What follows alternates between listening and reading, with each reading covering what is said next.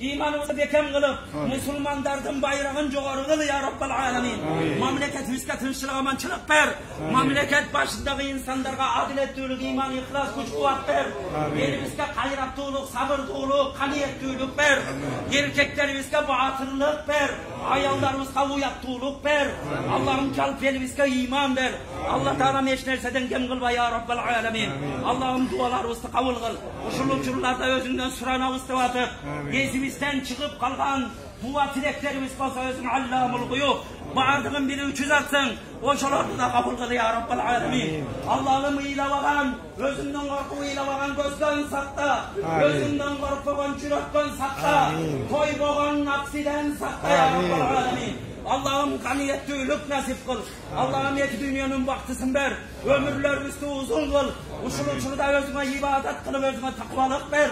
Peygamberimizin sünnetin karmak yaşayı turganday mümkünçülük ver. Allah'ım günah kılganğa Kuday Teala yolumuzdu tozup mümkünçülük. Dördü cevap taşta ya Rabbal Alamin. Atenemizde hizmet kılganğa mümkünçülük ver. Baldarımızda iman doğul, baktılığı kıl. Allah'ım ya Rabbal Alamin kılgan dualarımızda kabul kıl. Tövbalarımızda kabul kıl. Uşullardan nariste valaday kaytıştı Kudayım nasip kıl. Amanatla bekem kıl. Kıyamatçı kıl ya Rabbal Alamin. Allah'ım ya Rabbal Alamin özün kaldap korku.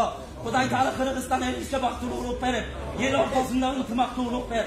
Allah'ım ya Rabbal Alamin, Peygamberimiz özünden emne jakşılıklarını suragan bolsa, oşa jakşılıkların bardığını suranağız nasip kıl. Allah'ım Peygamberimiz emne jamandıklardan saktaşında suragan bolsa, oşa jamandıklardan bardığından bizni de sakta ya Rabbal Alamin. Allah'ım ya Rabbal Alamin dualarımızı kabul kıl. Ölgönden keyin Peygamberimizin asına yüzümüz carıp varıp, Allah'ım özüne yesep kısavuzdu cengil verip, Firdavus cennetinde Peygamberimizin oturuştu nasip kıl ya Rabbal Alamin. Allahümme Rabbena atina fid dünya hasana ve fil ahireti haseneten ve qina azaben nar. Ve sallallahu teala ve sellem ala hayri halkihi Muhammed ve ala alihi ve ashabihi ecmaîn.